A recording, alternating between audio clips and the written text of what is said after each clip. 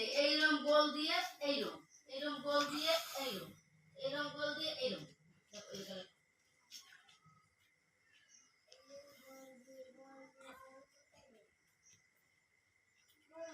এইভাবে গোল দিয়ে এই কিটা মুসকি